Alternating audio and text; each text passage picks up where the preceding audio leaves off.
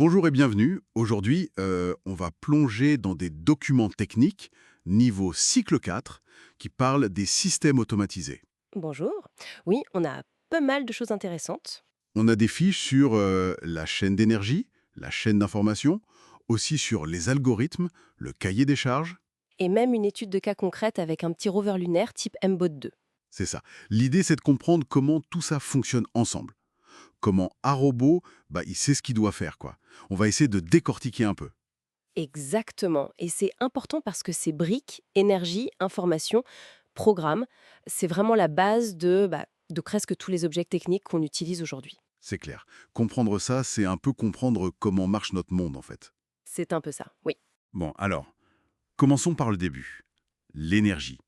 Sans jus, rien ne se passe, hein. La chaîne d'énergie, elle a 4 étapes clés, c'est ça? Oui, en gros, alimenter, distribuer, convertir et transmettre. Ok. Alimenter, bon, c'est la source. Une pile, une batterie. Facile. Et distribuer, Là, c'est comment on contrôle le courant. Ça peut être un simple interrupteur qu'on pousse, hein, comme pour une lampe de poche. voilà. Ou alors un relais, quelque chose qui est commandé automatiquement par la partie intelligente du système. D'accord. Et puis, convertir, ça transforme l'électricité en mouvement, par exemple. C'est ça avec un moteur, ou en lumière avec une LED. Et transmettre, c'est l'action finale, hein, les roues qui tournent, le bras qui bouge. Et en parallèle, il y a l'autre chaîne, celle de l'information. C'est elle qui va gérer, disons, les données. Un peu comme les sens et le cerveau. Exactement. D'abord, acquérir. Ça, ce sont les capteurs. Ils captent ce qui se passe autour. Il y en a des logiques tout ou rien. Il y a quelqu'un, il y a personne. Genre un détecteur de présence. Voilà. Et d'autres analogiques qui mesurent une valeur, une intensité. Comme un capteur de lumière, par exemple. Ok.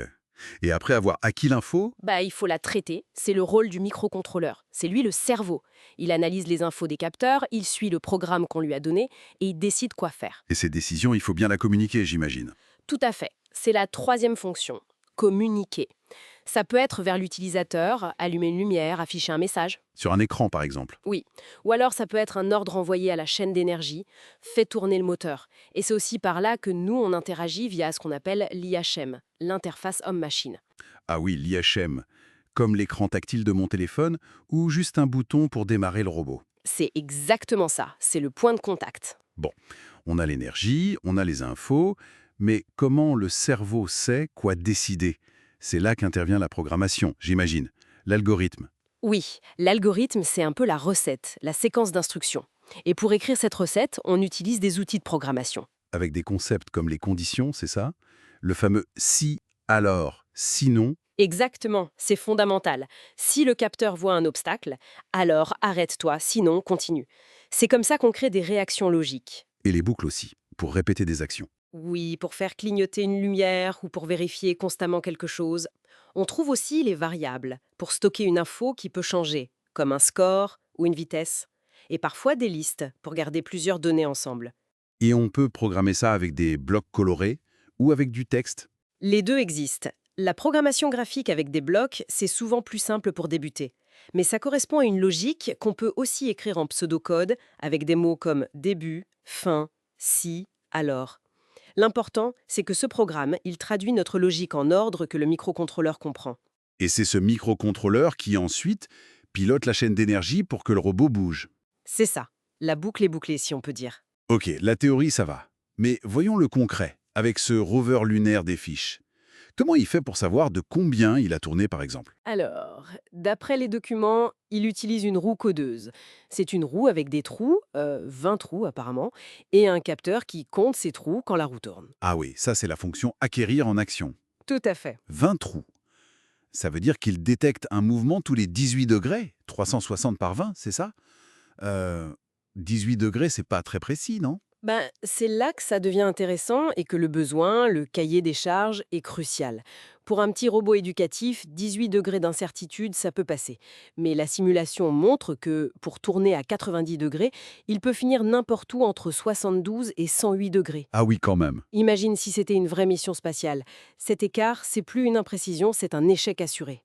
Donc il faut absolument choisir des composants dont la performance colle aux besoins réels. Et les documents mentionnent un autre encodeur, celui du MBOT2, qui serait bien meilleur, avec moins de 5 degrés d'erreur. Exactement.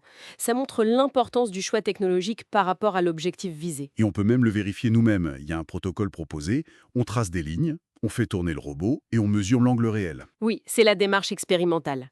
Et finalement, le programme complet du rover, pour sa mission simulée aller, ravitailler, se recharger, explorer, eh bien, il combine tout ça.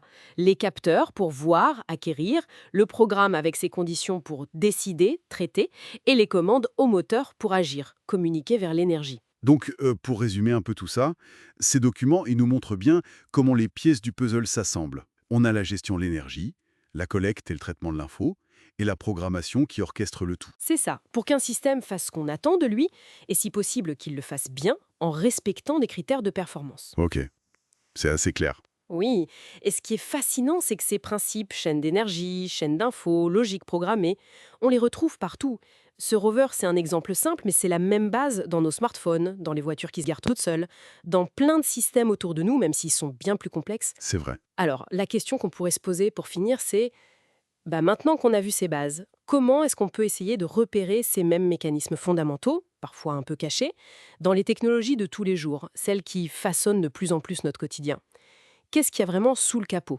Ce serait peut-être ça la prochaine étape, non? Aller voir un peu plus loin? Une bonne question pour réfléchir en effet.